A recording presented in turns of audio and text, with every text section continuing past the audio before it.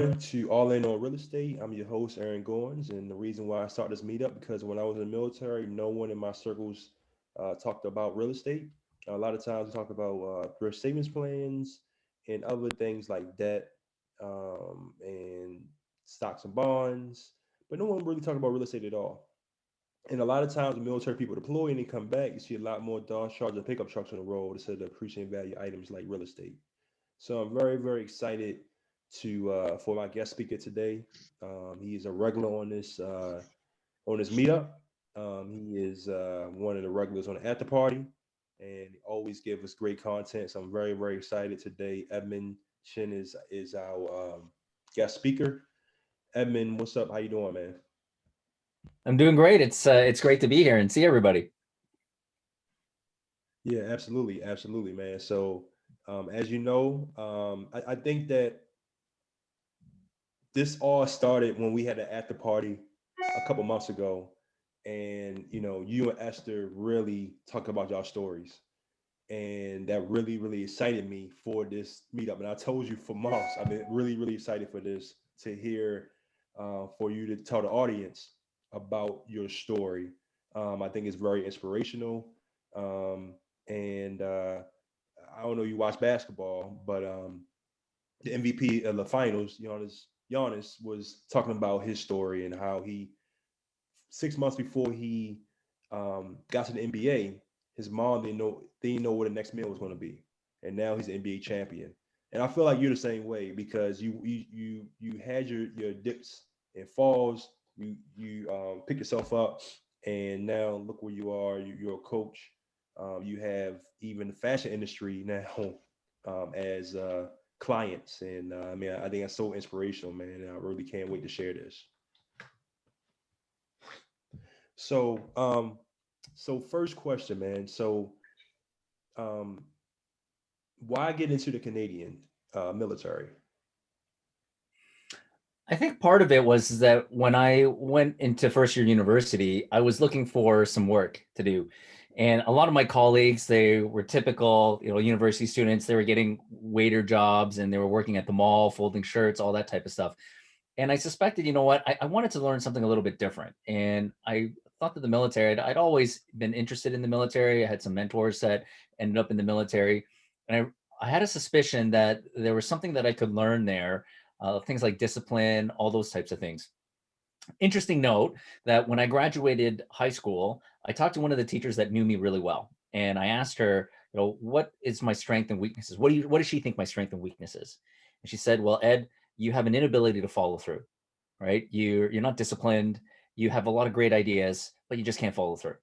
And I said, okay, great, thanks. I appreciate it. And it kind of hit me hard, but I kind of grew from that. And when I enlisted in the military, first year university, went 4 years, and then I graduated university. And I asked a professor that knew me really well. I asked her, it's like, can you give me an assessment of what you think my strengths and weaknesses are?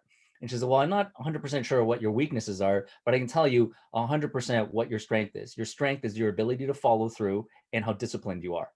So in 4 years, through the military, in 4 years, I had turned my weakness into my strength. And when I enlisted, I thought that, there's a suspicion I could learn something from it. And sure enough, 4 years later, I turned my life around. I went from my weakest point to become my strongest point. Buckle up, guys. Well, please watch the replay of this. There's gonna be a lot of gems dropped on this one. That's excellent, man. That's excellent.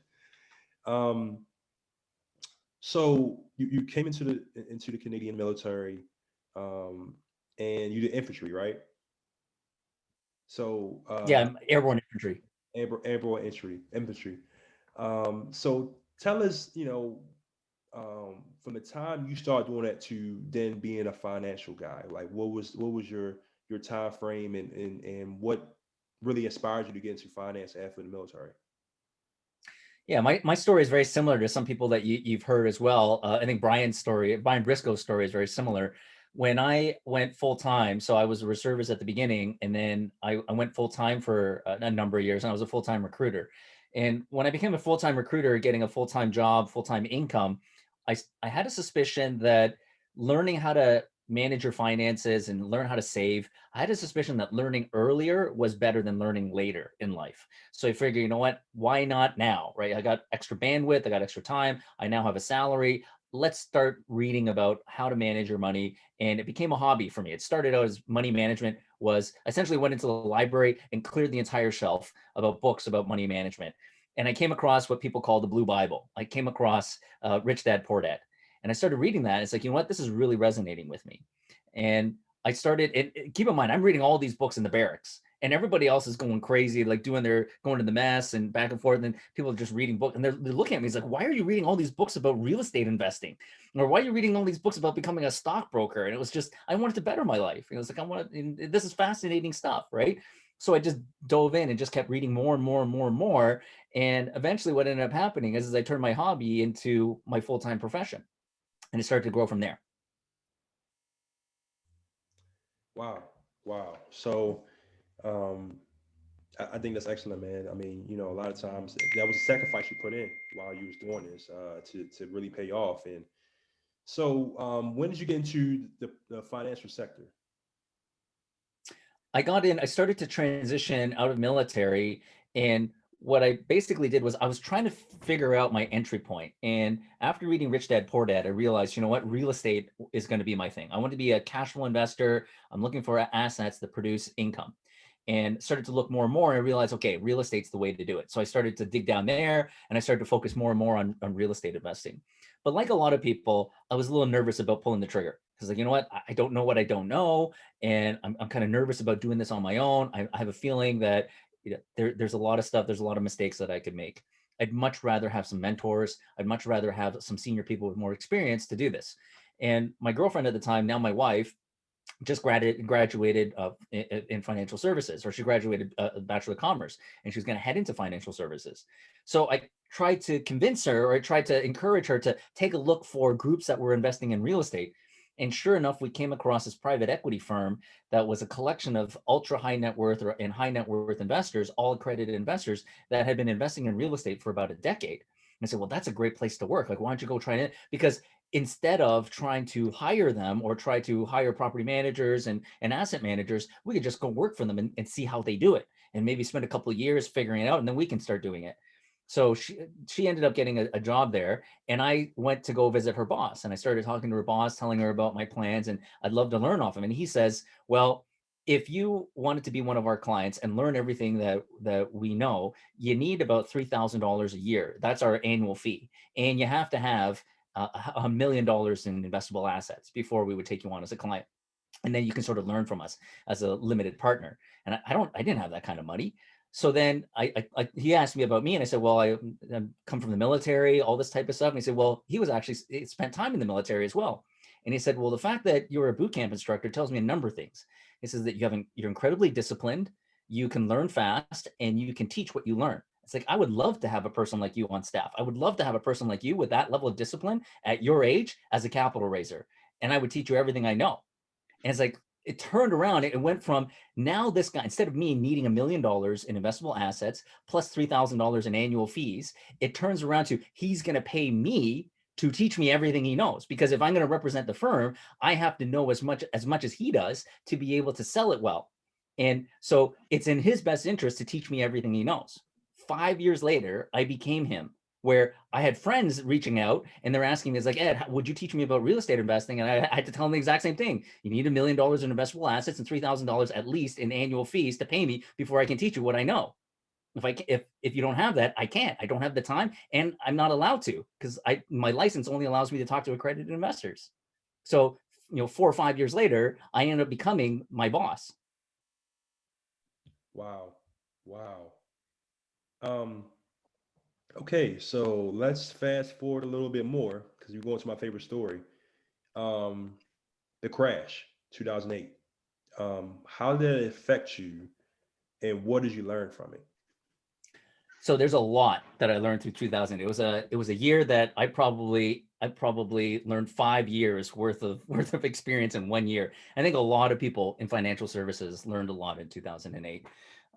And there's an interesting point there, and I think that this is why a lot of people, until they've had a major setback in life, it can be really disorienting. And the reason why is that when we go through school, we're used to experience advancing to the next level. So we go from grade 1 to grade 2 and so on and so forth.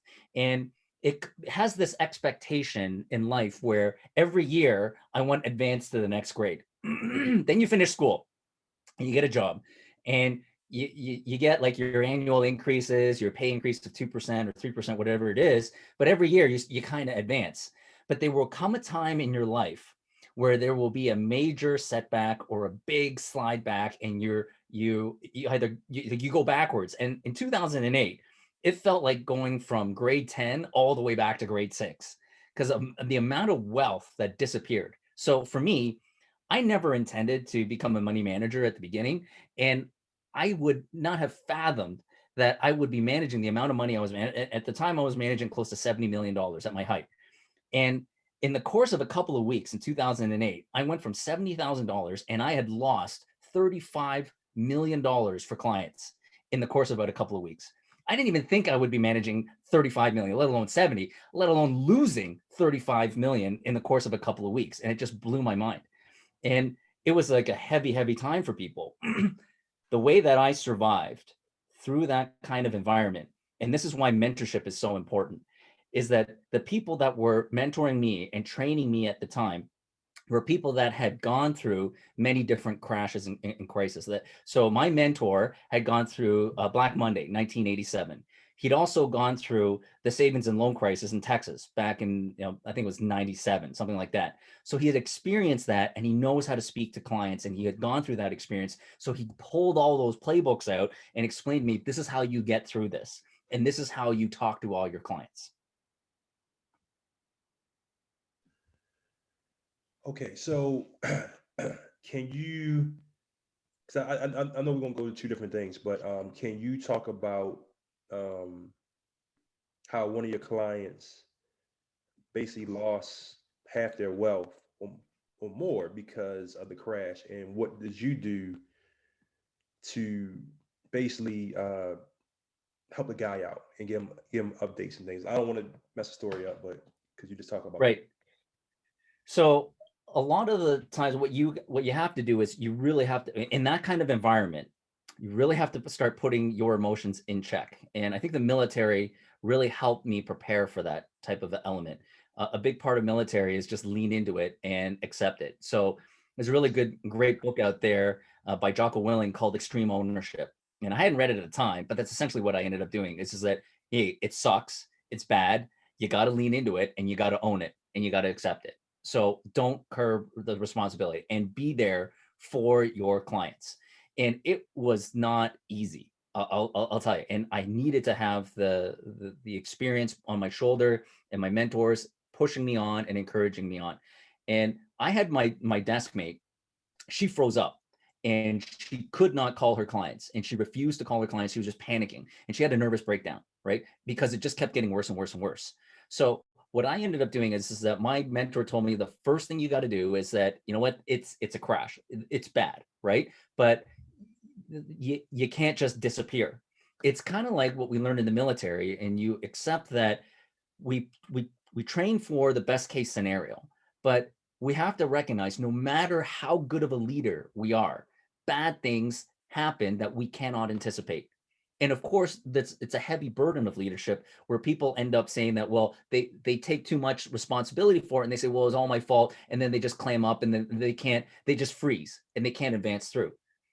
And what my mentor told me is that your clients need clarity right now. They're confused, they're scared, they're upset. And if you are also, as their leader, scared, confused, and upset, then everything will just start falling apart.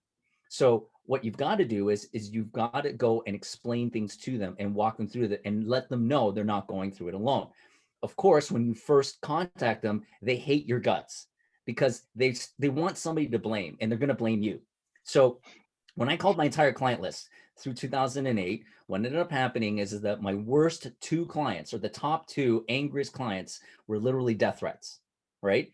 And it was a little jarring. And I think this is a couple of reasons why a lot of advisors can't handle it.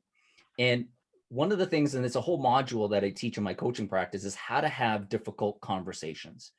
And part of the difficult conversation that my mentor taught me was, don't editorialize the news. So what I mean by that is, don't call up your client as the first call and they know something's, you're going to update them. They can see the news and they can see that it's not good. Don't come in and say, Aaron, I just wanted to get you on the phone. I want to tell you it's bad, right? That's editorializing, right? Because now you're telling them, expect it to be bad. And then you tell the news and you say, well, this is what your portfolio is worth today.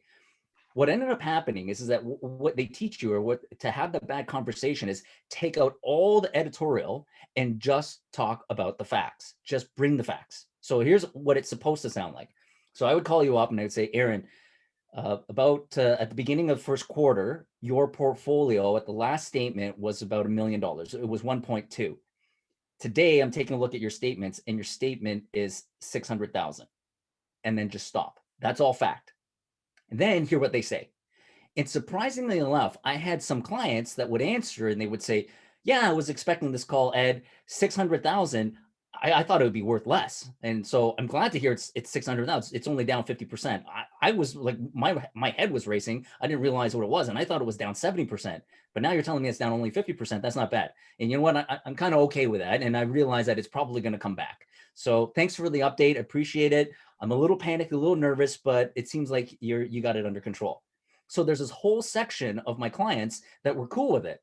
And it was kind of shocking. So you don't know where you stand. And if you editorialize it, so if that person was expecting to be down 70% and I called them and I led the call with, hey, it's bad. And he comes back, is like, oh, Ed says it's bad. And he's like, it's probably about 400,000. And then I say it's 600,000. It's like, oh, it's 600,000. It's still not as bad as I thought it was, but Ed said it was bad. So I should say it's bad. Yes, it's bad. Whoa, it's bad, Ed. You better fix it, right? But if I don't editorialize and I just say, hey, your portfolio is worth 600,000, it's like, wow, it's actually worth more than I thought it was. That's good. I'm pretty, I've been watching the news. I've been watching MSNBC, and they say it's probably going to come back within a couple of months. I'm cool with it. A little nervous, but you know what? You just keep going and give me an update every once in a while, right? Then I know I don't have to worry about that client. But if I say the same thing and another client flies off the handle and says, I can't believe you let this happen, but now I need to, like, this person needs a little bit more hand holding.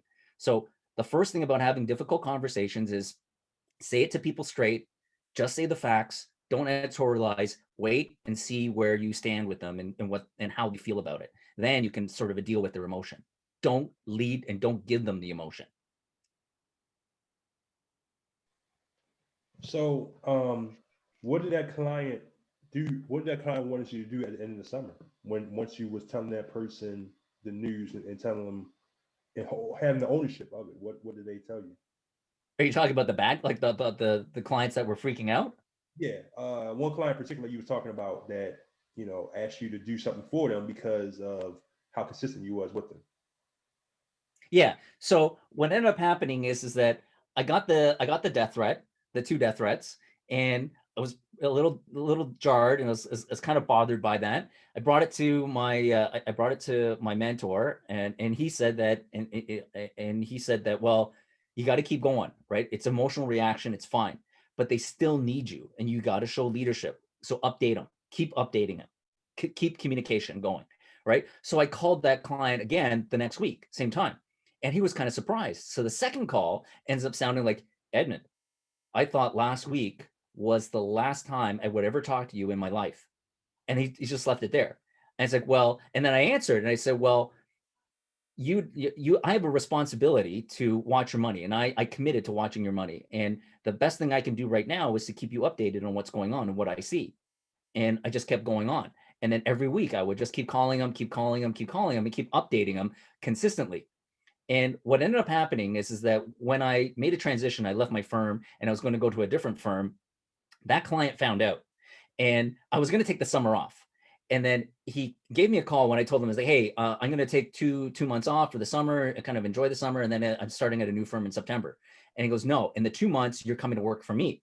I'm like, what do you mean? It's like, well, taking 2 months off is not going to pay the bills. You got to come work for me. And he said to me, it's like, I've never come across somebody like you before, that when a huge crash or accident happens, you just leaned into it and you just kept updating me every week. And I couldn't believe it, right? As somebody like you has to work in my company, and I need you to go and give some of that by osmosis to the team that I have here. I need that kind of accountability. in my staff, and I am insisting that you have to come work for me. So it went from a death threat to that client insisting that I had to come work for them. Unbelievable. Unbelievable. And this shows you being consistent and going through the rough patches and looking it through. And now the man wants you to work for him. I think that's an awesome, awesome story. And I'm happy that you could share it with us beforehand and now with the audience right here. So, one more thing that we talked about in a after party was how that you had to um, you had to park your car and go to the food bank. Um, so tell us about what that experience was like and what did you learn from that experience? Yeah, part of it is so just to sort of clarify a bit of the story, um, to what ended up happening, and take a look at the environment that was around. Like there was a couple of other people that were really struggling with what we were going through, and it was a really chaotic time. So you could really focus in on your client base.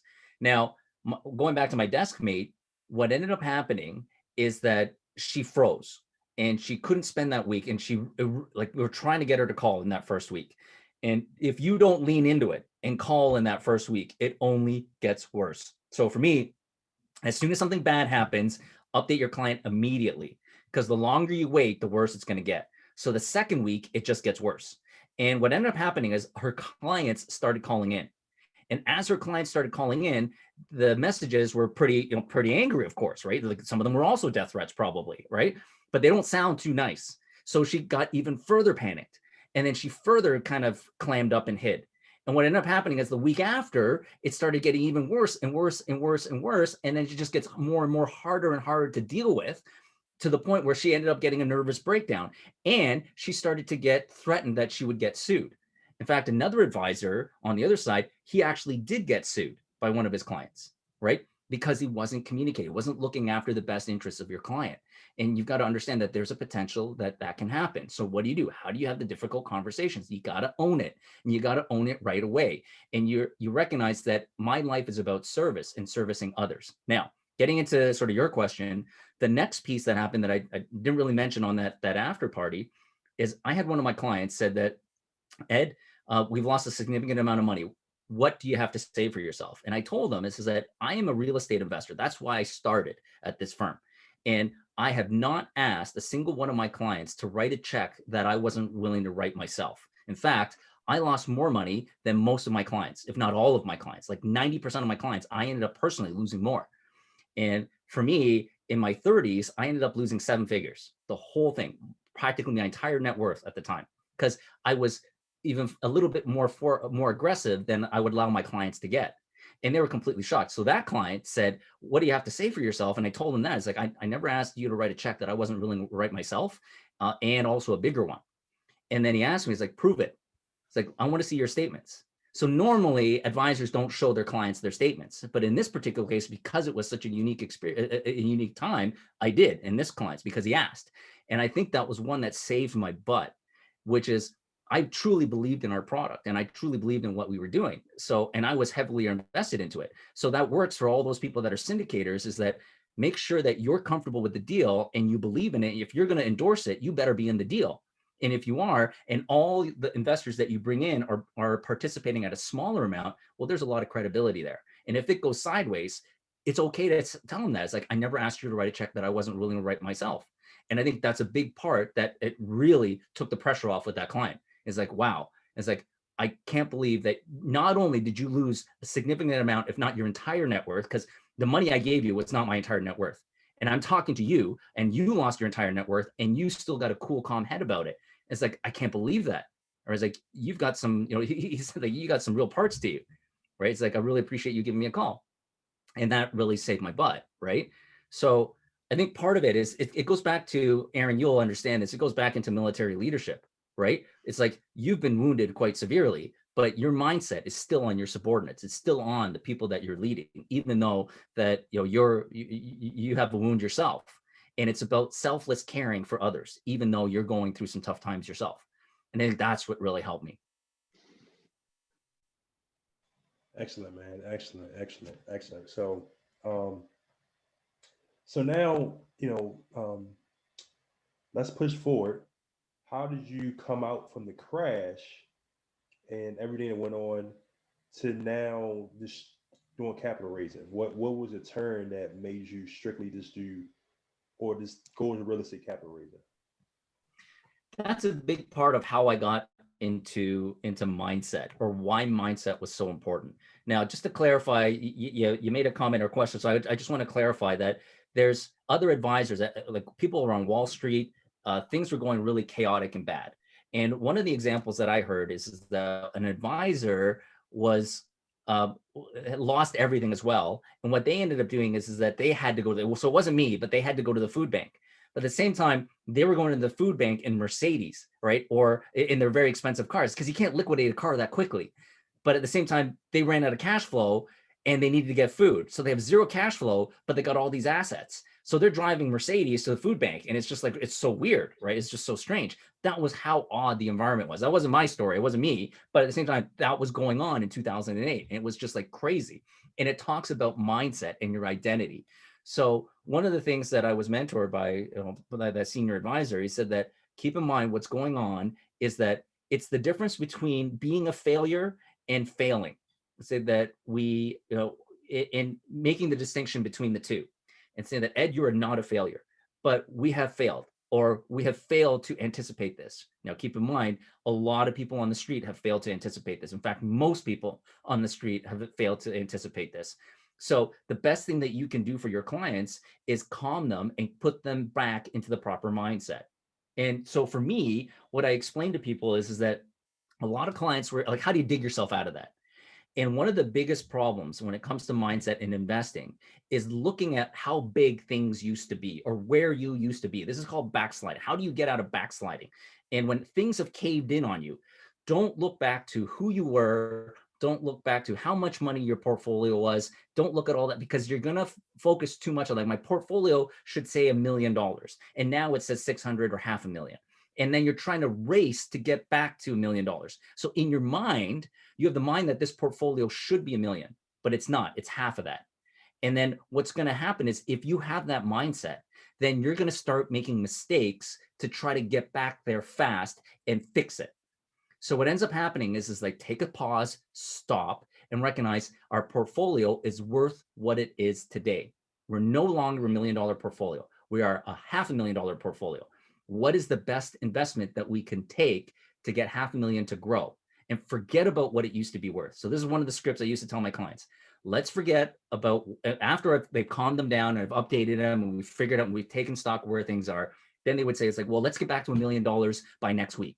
It's like, that is unrealistic, because if we do that, we're trying to push this $500,000 to make more money than it can make. And what will end up happening is that we'll take too much of a risk and we'll end up losing the other $500,000. What we have to do is we have to recognize that we're a $500,000 portfolio right now. What is the best thing that, if forget about what it was worth, let's look at what's the best thing $500,000 can get from today to tomorrow. And eventually it starts to grow back again, right? Make wise decisions. Don't try to be reactive based on where it was. So what's the analogy for your life?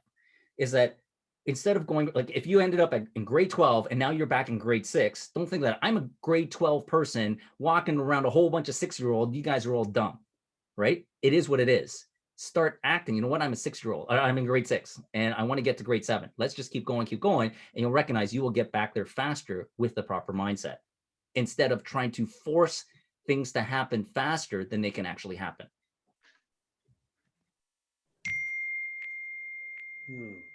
Wow. Okay, so why get into coaching? What inspires you to get into coaching and start doing coaching full time? I think what ended up happening for me is that after 15 years in financial services, I started recognizing that, keep in mind, it's challenging. There's a lot of stress, and I've been able to do it, and I know it well. And it started to become routine for me, right? So I know how to manage money, but at the same time, it is kind of stressful. But at the same time, I'm also not being challenged. And the next progression was, at the firm I was working at the time, they wanted me to go into management. So they wanted me to become a branch manager and so on and so forth. And I took a look at what I really enjoyed about those kind of roles. And what I enjoyed was mentoring and inspiring other people to grow. And I've done that through my entire financial services career. So all over 15 years, I've been mentoring junior advisors or advisors that were junior to me and mentoring them all along the way. And I really enjoyed that. And that's a carryover from the military. In the military, I really love boot camp, like teaching boot camp and teaching a whole bunch of people that never put on a uniform and turning them into mission capable soldiers. In fact, a number of the people I trained went and served in Afghanistan. So taking somebody from practically nothing to becoming combat effective was fascinating for me. And being able, it's essentially turning nothing into something that's incredible. And then I started doing that in financial services. But I took a look at the responsibilities of a branch manager, and that was like only a very small sliver of the responsibility. The other parts were a huge amount of time was invested in compliance, and a huge amount was invested into recruiting and finding more advisors. And those are the parts that I didn't really enjoy. And I recognize that it's a very heavily licensed environment. And if I was a branch manager, I could only mentor people in my firm and only in my province, and not even in the country, only in my province. And there's a very small amount of people to do that. So at that point, I recognized, you know what, if I left the industry, took all my licenses down, then I could pretty much coach anybody around the world if I wanted. It's going to be more difficult at the beginning because nobody knows who I am. But at the same time, I'll be able to open up and talk to more people. Hence why I'm talking to a lot of people in the US, right? And meeting people all over, all over the place, and being able to add that value and express that value and train people.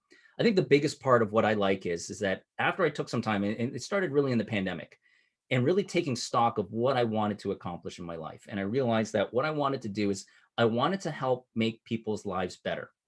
I did that in some form in the military, and I did that in some form when I was in financial services. So training myself to become better to help enrich the lives of others. And I did that by managing their money. And then eventually also training other advisors on how to do that. Once I perfected that and I learned that skill, is training other advisors on how to improve their lives by becoming money managers. And that's what I really enjoyed. So the next iteration of that is, why don't I just do that full time as a coach? Because the way that I want to impact the world or impact America or North America is teach people one of the number one sources of stress in America today is financially related. So people are struggling financially. And if we take a look at the separation between the rich and the poor, it's only getting bigger. And a lot of people are saying it's getting wider and wider and wider. And I had spent the last 15 years not only learning how the rich become richer, but also training them how to do it really, really well. Well, if I leave the industry, I have no more restrictions of just only working with accredited investors. I now have the skill set and the mindset of an high net worth or ultra high net worth individual, and I can give that to whoever I want. So towards the tail end of my career, I had a number of lawyers as clients. And there's a written rule as lawyers, or like high-end Bay Street lawyers and Wall Street lawyers, they had this unwritten rule to pro bono some of their hours and to give those hours away to a client that absolutely cannot afford them. And it's a way of giving back. It's a way of some charitable efforts. So for me, I recognize, you know what, there's nothing stopping me from doing that. I don't belong to a firm. I write my own rules. I have no boss. I am my own boss, and I can do with my time whatever I want, my time and knowledge.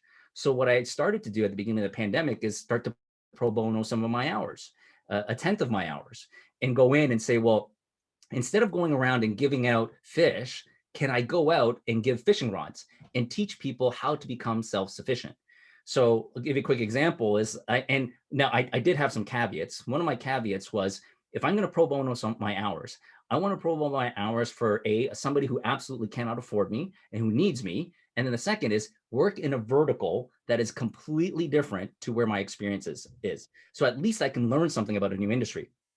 So at the beginning of the pandemic, I ended up picking up an artist, and she's an artist in Hawaii. And I started coaching her to see, was the fundamentals of sales and client relationship that is applicable in financial services, would it work in an industry like art? And sure enough, 15 months later, her recent comment to me was, Ed, in 15 months, I have a completely new set of problems that I didn't have 15 months ago. today she just got picked up by CBS and she's on a reality show. Her artwork is in a reality show. She's been picked up by Nordstrom and she's been picked up by Four Seasons, and her product is all there. And she's like, you've started to really move the needle and change my life. And it's just really rewarding for me as well as her to come in and be able to. So now I've gained a new skill set where I can go back and say, yeah, I work with artists. In fact, I took this one artist from and increased her revenue threefold and got her noticed on the international scale, or at least a national scale. And it opens up new doors for me. And then I'm doing other things, like I'm working with a fashion designer in New York City, and he wants to create a fashion brand, and I'm working in that environment as well. So all these other different verticals that are both exciting and interesting. And I'm just curious to learn more about different industries. Yeah, that's awesome, man. That's awesome, man. So with the fashion industry, you teach the person how to speak and things like that, right? In front of audiences. I think a big part of what I'm teaching them is the fundamentals of sales. And one of the core fundamentals of sales that I start off with my clients is empathy. So the number one, I think one of the common mistakes that somebody without experience in sales makes is that they don't speak to their clients. They don't speak from their perspective. They don't empathize with their perspective. They're kind of like, oh, these are the features and this is the benefit of our real estate project. And they don't connect that with, why should you care? Sometimes people don't immediately see it. So a lot of the times what I'll do is, what empathy looks like is sitting down and genuinely being curious about the other person, and then figuring out what are their pain points, what are they actually worried about. And then when you look at that and you realize, you know what, I actually have a solution that would fix that. So I'll give you an example. Is if you talk to, say, somebody who's in their 60s or 70s, and you ask them, what is something that really bothers you? And they say, well, I'm really bothered that I'm going to run out of money, or that my kids are not going to be looked after, or my grandkids are not going to be looked after, right? And it's like, well, what I'm hearing is that a lot of your major concerns in life are financial related. What if I could show you a solution where I could show you that you personally will never run out of money in retirement? That's one. And then what if I could show you, when you're gone, that your estate can look after your future generations? And it's like, well, that would be fascinating. I'd love to do that. It's like, well, that's exactly what I do for my clients in the last 10 years. I'm a specialist at intergenerational wealth transfer. And the first step is making sure that you're looked after. And then once you're looked after, now I start moving to your successive generations. So your kids, and then your grandkids, and so on and so forth.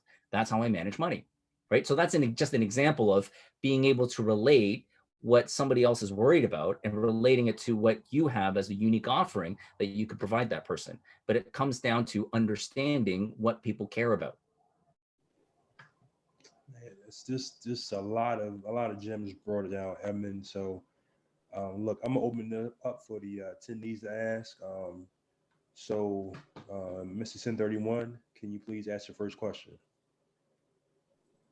First, I'd like to make a statement. Oh, thanks for coming on. You always pass along such great knowledge. I did not know you saw the light in airborne infantry and saw how bad the air forces were, both in Canada and in the United States. And the only logical conclusion is to jump out of their airplane. So I applaud you on that. Excuse me? Nah. Wow. Being a paratrooper is a special calling, and only a few people get it. Oh my goodness.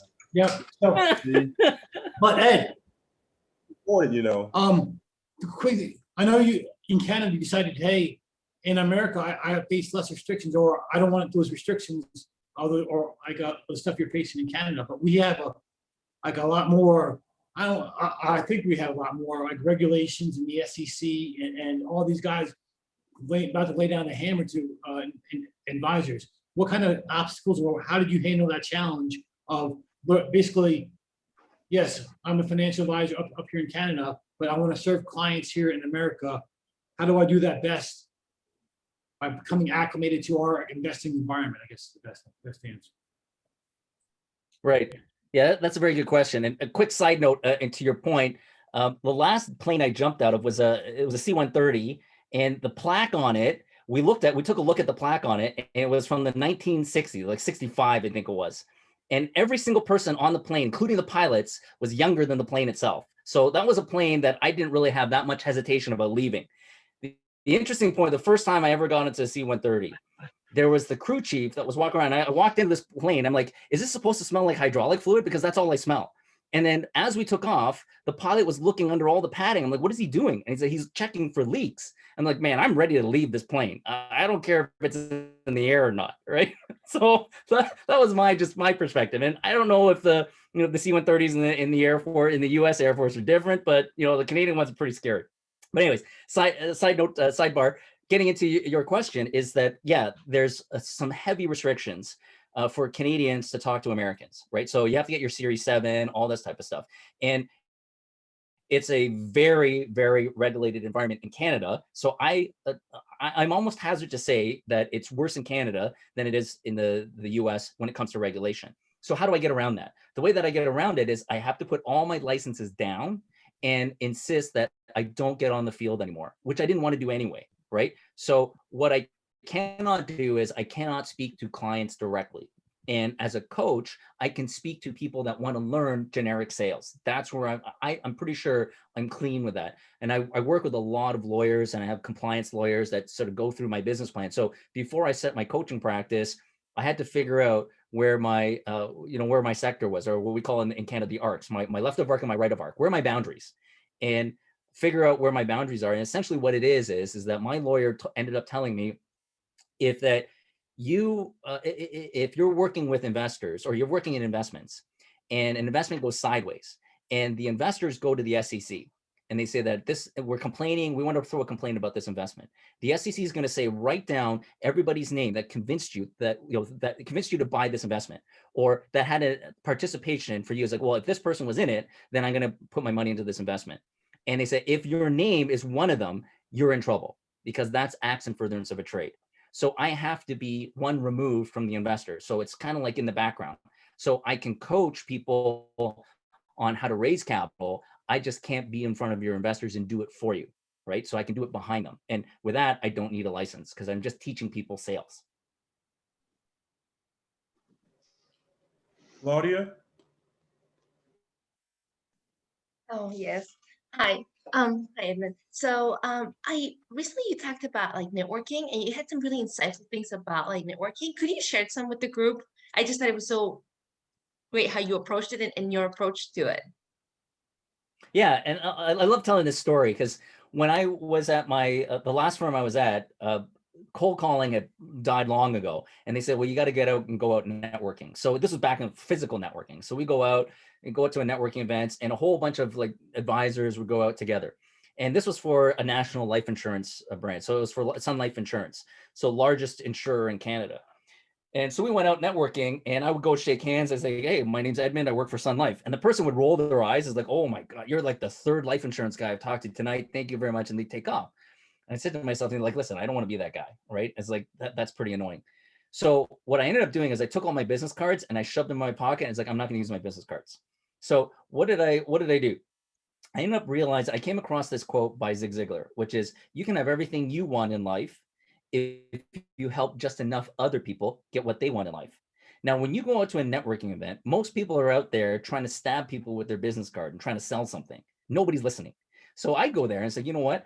I'm here anyway. Why don't I just change the polarity? And I'm the only listener in a room full of talkers.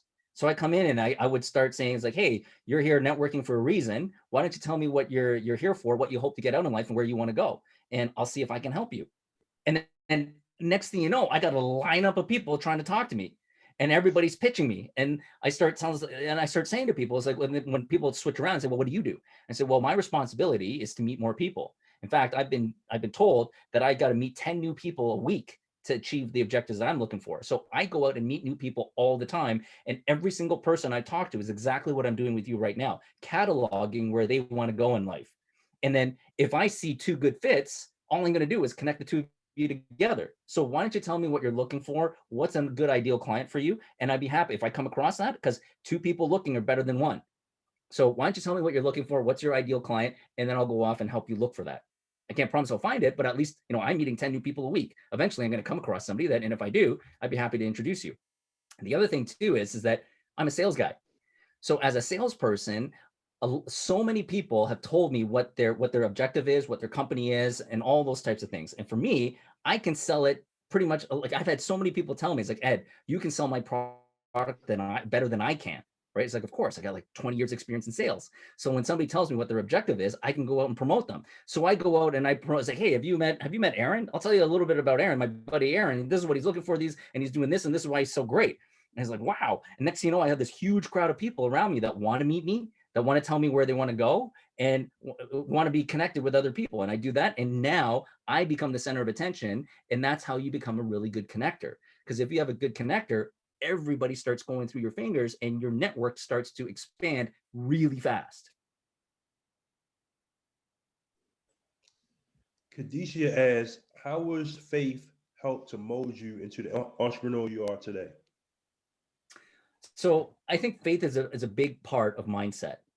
So I want to, I just want to be agnostic here for some people as well. So, but for me, if you're asking about my faith, a lot of it is that it gave me the anchor of being confident in what's happening. So on top of, and it really helps me with extreme ownership.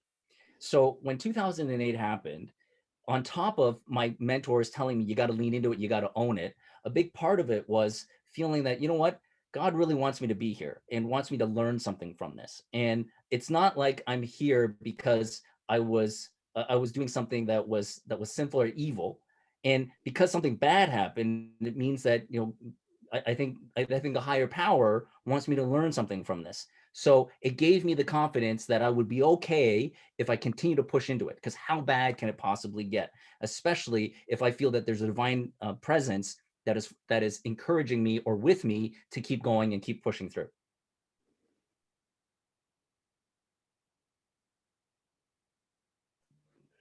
Anybody has questions?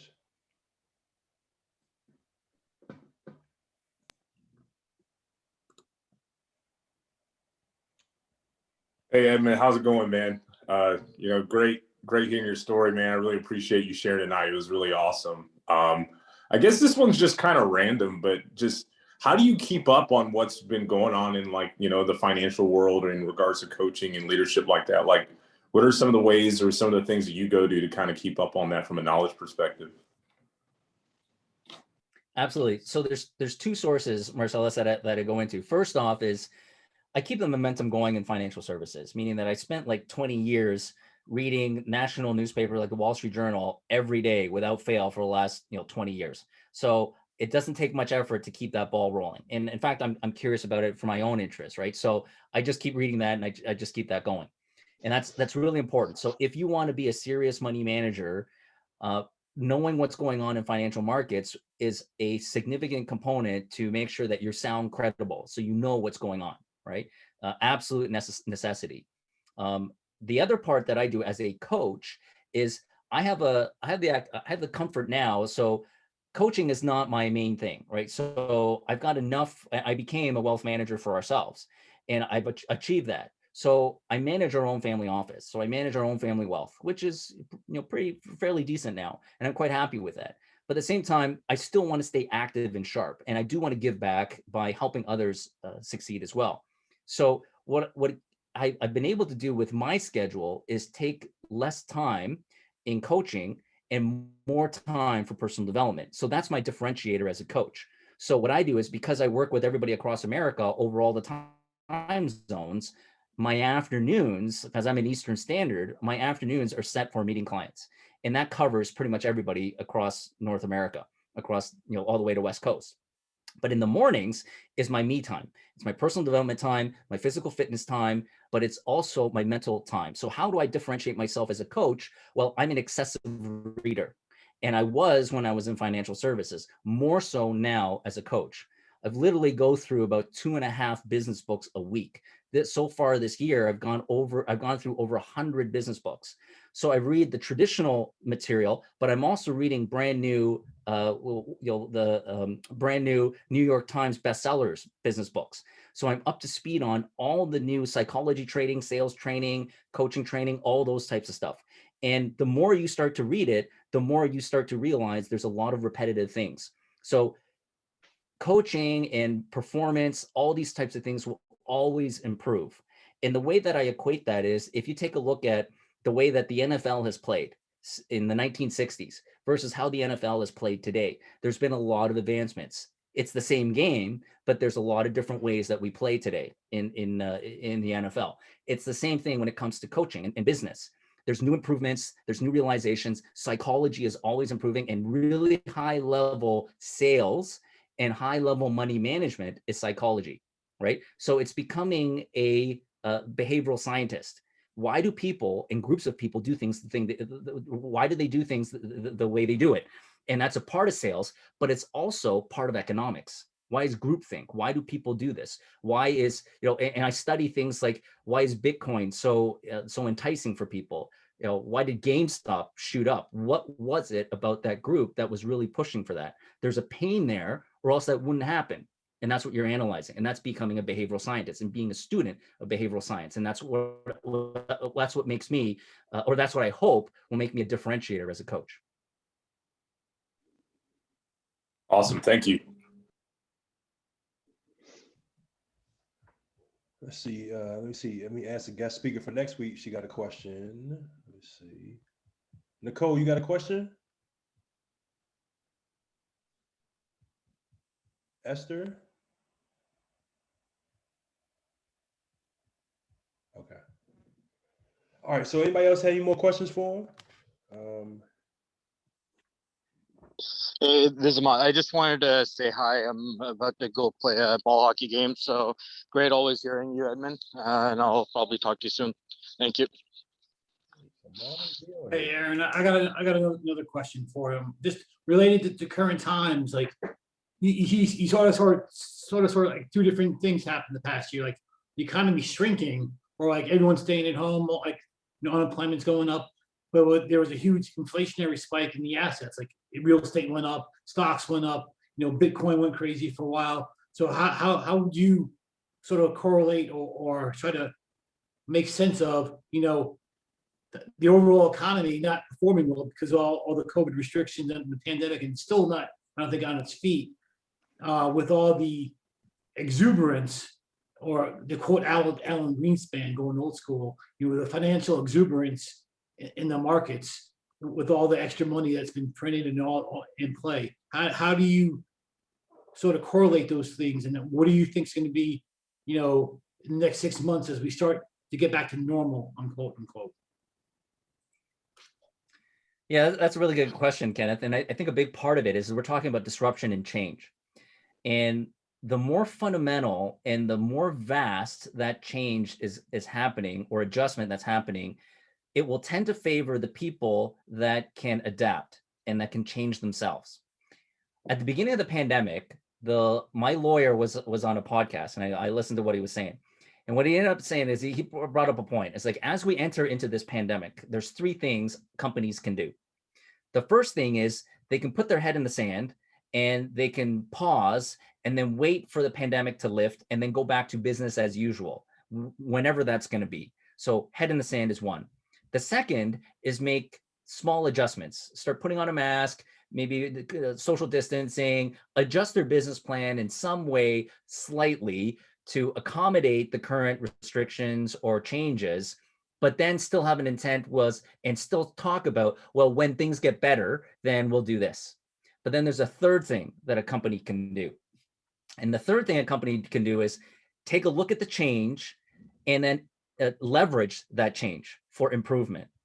And what he said that part of it is, if you take a look at POWs, so they analyze POWs and their mental state. And once again, it all comes back to mindset. So there's a whole bunch of POWs that were in a camp. I think they were pilots, and in the Second World War. And they realized the ones that would say, I was like, you know what, the war's going to be over, we'll be home by Christmas. And then Christmas would roll around, and then they would be devastated and say, we'll be home by New Year's. And then we won't be. We'll be home by the summer, and so on and so forth. And said those were the people that tend to do worse because they have an expectation of a certain time frame, and then they were totally destroyed.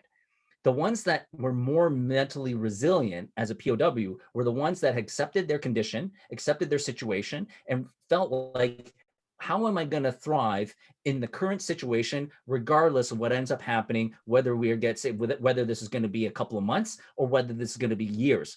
How do I take advantage, or how do I thrive in the current environment? So for me, I took a look at the three situations. And you know what? I wanted to be a business that would leverage the pandemic. And that was a great opportunity for me, is because I had always wanted to expand and start working with US clients, but I could never talk to anybody because I try to reach out to people on LinkedIn and nobody's answering because they don't know who I am. And I don't, like, I'm just like zero connection. Like I wasn't even a third connection with people. And I don't have the finance to start flying around in the US and go to networking events, right? So when the pandemic hit, it just pushed everybody online. And I went into, and I did things, and I threw myself into Clubhouse. That was a new invention. And here I am in Clubhouse, out of my comfort zone. I'd never been on a Zoom call before. That was huge, out of my comfort zone. And would you believe it or not, I'm here I am in Clubhouse, and I end up meeting Aaron. And Aaron was one of the keystones to start introducing me to everybody else. He started introducing me to Brian. And I ended up going to Brian Briscoe's Friday Zoom meeting. And from there, Brian's like, hey, I'd love to have you as a guest speaker. And I started speaking, and then here I am doing the podcast circuit. My life has completely changed, from 15 months ago. So Aaron, for me, had become that keystone. And that's why I'm such a big supporter of this, of his meetup, is because Aaron has really made a significant change for me. He's really changed my life in 15 months. So it's being able to adapt and change and recognize, you know what, we're going to wait for this pandemic to lift and we'll go back to normal. Instead, there's other people that say, what can we do to take control or leverage the pandemic and change our business practice in our life? For me, if the pandemic keeps going on forever and everybody's still on a Zoom calls, that works in my favor. I mean, I'd love it. If it changes and it goes back to things where then I'll have to make another adjustment. But based on where things are right now, I'm completely happy if this goes on longer term, because it keeps everybody online, and I get to keep and talk to more people this way. I think that definitely a snowball effect, man. And I think that I don't think you got to really worry about that. I think that now it's going to be some hybrid events. I mean, it's going to be some networking events in person, but I think that you can have a broader range of meeting people by being online. So I love the model that you're doing. Mr. Jackson asked, what was your best sale you ever made? So this is a great question. And I'm thinking there's a couple of different ones, but this story I actually like. I think you're really going to enjoy. So this was the first time I'd ever got $1 million check in the first meeting. So never met the people before, ended up shaking their hand. And by the time I left that meeting, I ended up with $1 million check. And how did I do that? That was probably one of my best sales. What ended up happening is, and this is a good story, a good learning lesson for a lot of you. What ended up happening was there was these clients that they were qualified, but they lived 3 hours north of Toronto. And there's all these other licensed advisors, and they said, you know what, we always get prospected all the time. And everybody says, well, when you come down to Toronto, then we'll sit down and we'll go through your financial plan. And they said, it's like, we never leave our area, and we're 3 hours north of Toronto. So if you're another one of those advisors, then this call is over. And I said, sure, I'll come 3 hours to come see you. And they were kind of shocked. It's like, okay, this is our address. We'll see you whenever, like next week or whatever. So I went up, drove 3 hours. I went up to go see them because they didn't realize, but for me, I was a desperate guy. I was like, I'm trying to, like, I have this huge number I got to raise. It's like, sure, even if there's a chance I could raise some money, but why not? Like, I'm not doing anything. What am I going to do? Just sit around? And my boss is beating me up for seeing 10 people a week. So sure, I'll drive 3 hours. So throw in an audiobook and I go see them for 3 hours. At the end of the meeting, they started to say, okay, well, let's open the account. I'm like, holy smokes. It's a good thing I have an account opening documents with me. And I ended up closing it. And by the end of the meeting, they said to me, it's like, you ended up getting our account the second you showed up on our property. It's because we've been desperate for a financial manager, and we look at it and we see that you guys are all the same. You're just as good as the other one. You guys are a dime a dozen, but none of them had took the effort to come 3 hours to see us. And we said to ourselves, the first guy that shows up 3 hours to come see us is the guy that gets our account, and that's you. Congratulations, that's you. And so my teaching point is this: is that if you really want to differentiate yourself as a capital raiser, you've got to be able, you need to push yourself to do things that other people cannot or will not do. And if you can do that and go the extra mile for your clients, you'll start standing out real fast. Gems a dozen, guys. Gems a dozen. Great story, man. Great story. All right, we have one more question. Anybody have one more question for Edmund before we because I have a special segment this time around. Hi, Ed. This is Rhonda, Hey, Rhonda. and I'm sorry I didn't hear the entire presentation because I was with the vet. But I did hear your coaching presentation, and I really enjoyed that with the artist in Hawaii and the fashion designer in New York. So my question is, do you coach 501c3s, like organizations, or is it just for businesses, for-profit businesses? Rhonda, I'll have to take a look at what your bottleneck is and what you hope to achieve. And I'd be happy to have a consultation just to see, do I think I'll be able to make some impact? Sometimes I will, sometimes I won't. Having said that, I do sit on a number of charitable boards here in Toronto, right? So that was another thing that I just wanted to go out and give, not only give back, but also to see, can I make some improvements in their life? So a big part of charitable organizations, as you are probably aware, is raising capital is a big thing for them. They're desperate for increasing capital, talking to donors and sponsors, that type of stuff. And that's my specialty, is raising capital. So I figure, you know what, can I do this in the charitable space? So completely out of my vertical. And I'm just there saying that, well, as a financial guy, this is how I go and connect with investors and connect with people. Now, when it comes to charitable stuff, the benefit is slightly different. It's not a financial benefit, it's a social benefit. So all I'm doing is adjusting what the benefit to the audience is. And I show them that there's a social impact of what your dollars will do. So that's an example of being able to have universal ability, regardless of whatever vertical it's in. It all comes down to people and what are people looking for, and what is your organization looking for? What are the people you want to talk to? What are they looking for? And how can you bridge that gap? And if you can bridge that gap, and if I feel that, I think that I can help you guys, then I'll be happy to take you on as clients. Okay, thank you, thank you.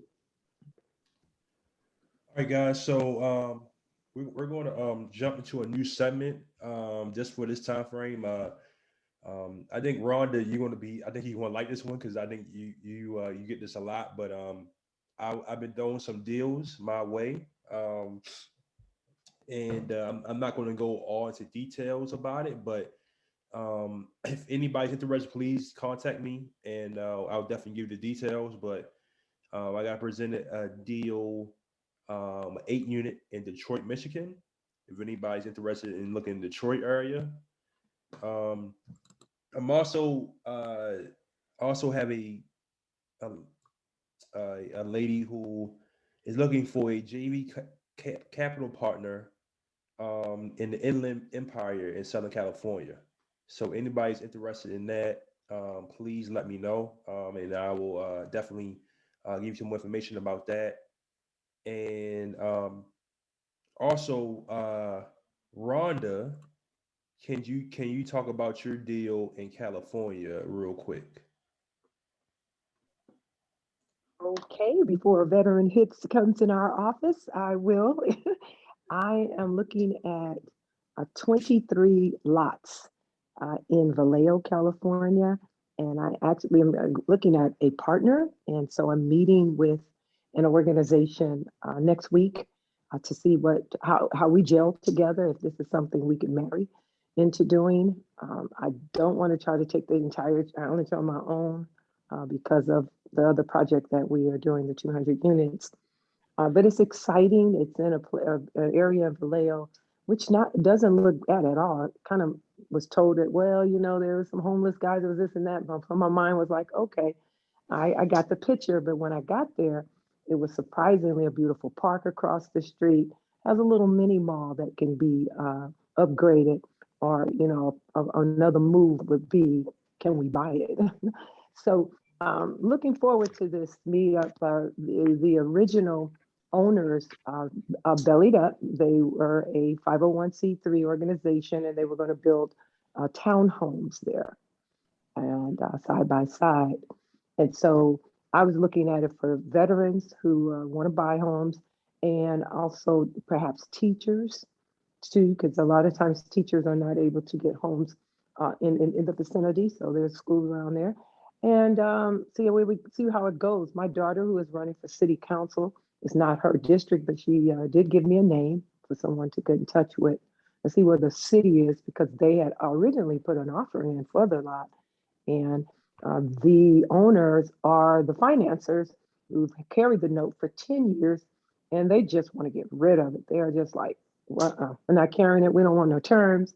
So I've also went into some of the room, a couple of rooms that speak about opportunity zones. And so what I have gathered thus far is that you cannot be the owner of the property first before you can get funded.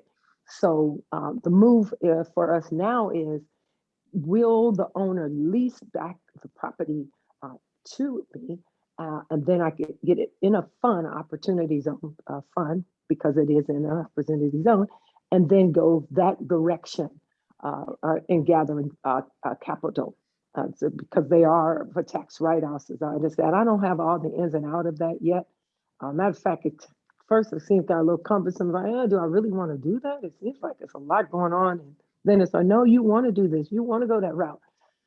So there's the opportunity zone crowds that are saying, really speaking volume to, it's a great program. You need to look at it, and you will not be sorry. I'm like, well, I'm used to doing private when it comes down to building. But at the same time, I'm open to all options to see if this is something that we can do. I really do want to do the project.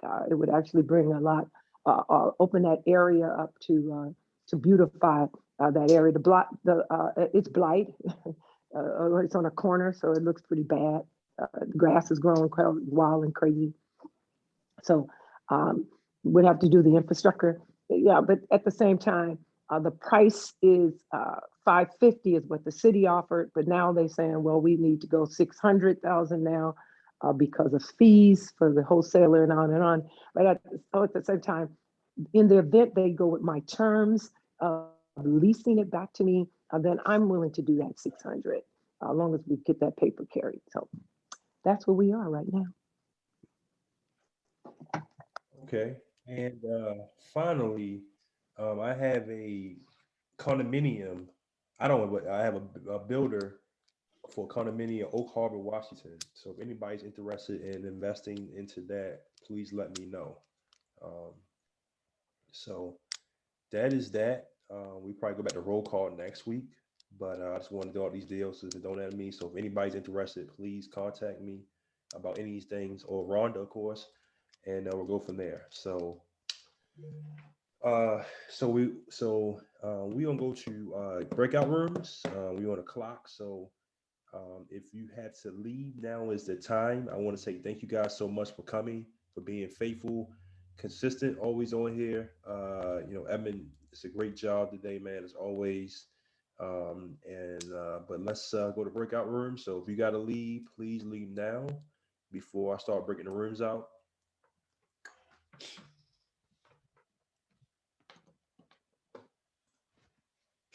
All right, so we're down to 16 rooms. 16 people. So we'll go there. Let me break it.